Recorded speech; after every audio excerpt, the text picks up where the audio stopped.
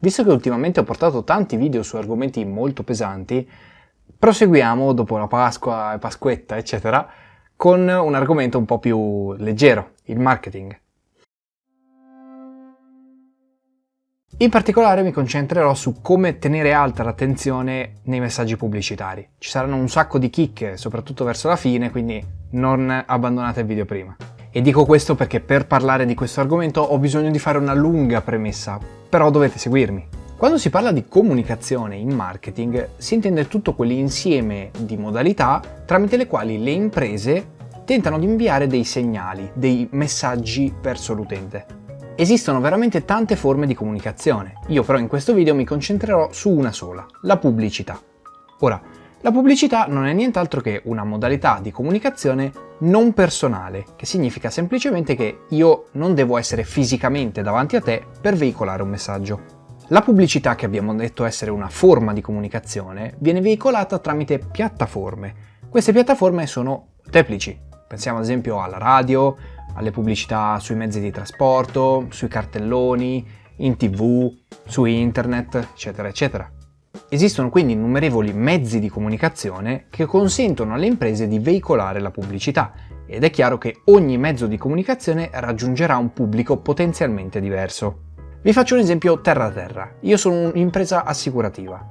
Voglio raggiungere delle persone che guidino un'auto, quindi devo scegliere il mio mezzo di comunicazione per veicolare la mia pubblicità. Quale sceglierò? Ovviamente la radio, perché la radio è ascoltata principalmente dagli automobilisti. Se fossi invece un social network, difficilmente farei una pubblicità sulla radio. Voglio raggiungere persone giovani, le persone giovani sono su internet e quindi probabilmente farò pubblicità su internet. Nella sostanza, quindi, noi impresa dobbiamo scegliere il mezzo di comunicazione più adatto a raggiungere un certo target. Il target non è nient'altro che quel gruppo di persone che noi vogliamo raggiungere. Una volta trovato il giusto mezzo di comunicazione, dobbiamo decidere il contenuto della pubblicità. Ora, di contenuti ne esistono di diversi tipi e elencarli tutti esulerebbe dall'obiettivo di questo video.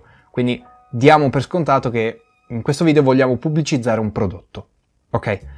Ora dobbiamo decidere come impostare questa pubblicità. Il messaggio in mezzi di comunicazione come la televisione è fatto di immagini e suoni. Di questi due si occupano due figure specifiche professionali, che sono art director e copywriter. Queste due categorie di lavoratori si trovano tra i tanti un problema principale da affrontare. Noi stiamo andando a comunicare una pubblicità a delle persone che però in quel momento verosimilmente sono distratte. Come facciamo ad attirare l'attenzione del pubblico? La risposta che si è storicamente data a questa domanda è che bisogna suscitare nello spettatore una risposta emotiva. Questo significa che la chiave per il successo, che viene ampiamente usata in praticamente tutte le pubblicità odierne, è suscitare un'emozione nello spettatore. Esistono logicamente diversi tipi di stimolazione emotiva. 3 però sono quelli principali che andrò a vedere in questo video. Appello alla paura, appello al sesso e appello all'ironia. Quindi fear appeal, sex appeal, humor appeal. Partiamo dal sex appeal perché sono sicuro che sia quello che vi interessa di più. Sicuramente questa modalità attrae tantissimo l'attenzione, però ha un grosso difetto. L'attenzione non viene attirata verso il messaggio, ma verso altro, ovviamente. Lo spettatore quindi è attento, ma non all'annuncio, e nonostante questo problema è uno dei metodi più utilizzati nella nostra televisione. L'appello all'ironia, invece, cerca di far ridere lo spettatore col proprio spot pubblicitario. Ora, se ci riesce, questo genere di pubblicità genera un sentimento molto positivo nei confronti del marchio pubblicizzato. L'altro vantaggio può essere che il contenuto di questo messaggio pubblicitario possa diventare realmente virale, creare una specie di tormentone. In questo caso, e voglio farvi un esempio concreto, una delle pubblicità che ha raggiunto sicuramente il livello di tormentone è Cogli l'attimo della Fiat. Guardiamola. Cosa? Che cosa? Non è possibile. Tu non sei al lavoro. Ma come non vieni? Ah sì? Io sai cosa ti dico? Che adesso esco e vado col primo che incontro! Buonasera. Cogli l'attimo. Su Fiat Punto, supervalutazione dell'usato che vale 0 di 1.300 euro, pari a circa 2 milioni e mezzo di lire, più un finanziamento in 36 mesi a tasso zero, ma solo fino al 31 marzo. Cogli l'attimo. Bella, vero? Sicuramente ve la ricordavate. I rischi però di usare l'ironia sono due principali. Il primo è che diventi stucchevole. Pensate ad esempio ad una barzelletta inserita dentro una pubblicità, va avanti per mesi e mesi, dopo un po' non vi fa più ridere. E la seconda è che quell'ironia non venga colta o non piaccia. Passiamo quindi per ultimo all'appello alla paura. Questo è uno stimolo sicuramente molto forte e storicamente associato alle compagnie assicurative. Questo perché le pubblicità delle compagnie assicurative ti mostrano che cosa succede se non ti abboni alla loro assicurazione. Questa tecnica è chiaramente molto utilizzata perché la sua efficacia non è solamente attirare l'attenzione del pubblico, ma anche stimolare un'azione attiva nel pubblico. Viene suscitata quell'emozione in modo che lo spettatore operi un certo comportamento in modo da non incorrere in quella spiacevole situazione.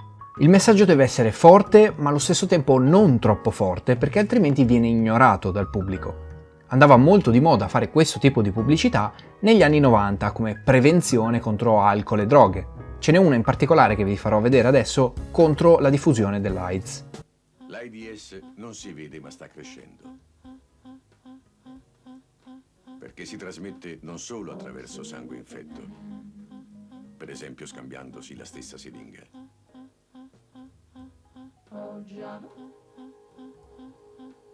Ma l'AIDS si trasmette anche attraverso rapporti sessuali con persone già infette. Ecco perché più partner si cambiano, più rischio si corre.